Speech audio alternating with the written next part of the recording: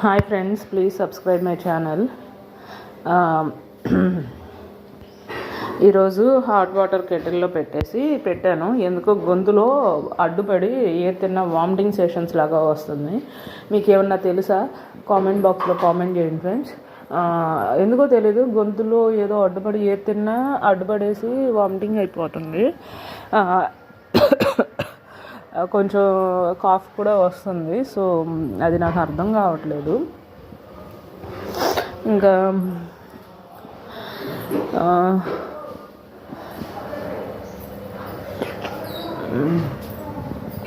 ఇదిగోండి, ఇక స్టిక్కర్ చూసారా? ఈ స్టిక్కర్ అనేది నేను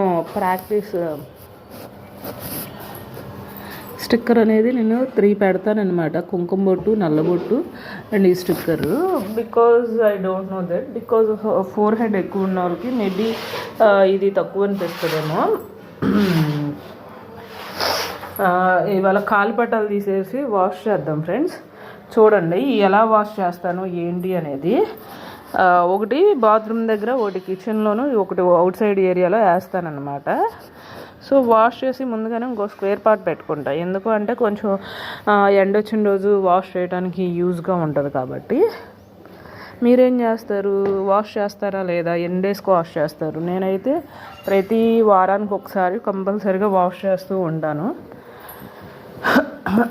మార్బుల్ అనేది షైనింగ్ ఉండేది మొత్తం పోయింది ఫ్రెండ్స్ యాక్చువల్గా. సో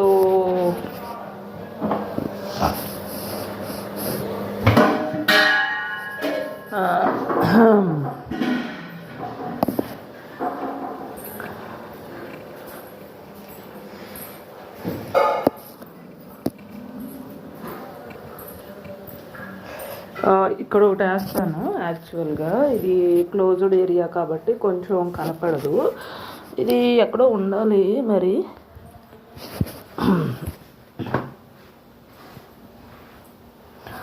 సో ఇవన్నీ వాష్ చేసేసి నేను స్క్వేర్ పార్ట్ అనేది ఎక్స్ట్రా పెట్టుకుంటాను అనమాట. ఎండ వచ్చిన రోజు కొంచెం సర్ఫేసి నాననిచ్చిన తర్వాత ఇది డస్ట్ అనేది లాగిద్ది. మీరు సర్ఫేస్ యాడ్ చేస్తారా లేదంటే సబ్ నెల్ యాడ్ చేస్తారా అనేది నాకు కామెంట్ బాక్స్లో కామెంట్ చేయండి ఫ్రెండ్స్. ఇంకా ఏం చేస్తారు అనేది కూడా నాకు కొంచెం చెప్పండి. మీకు కార్స్లో ఏ కార్ అంటే ఇష్టమో? ఇదిగోండి, ఇక్కడ కార్ ఉంది చూసారా? అది పెద్దగా ఉంది, but I like small cars.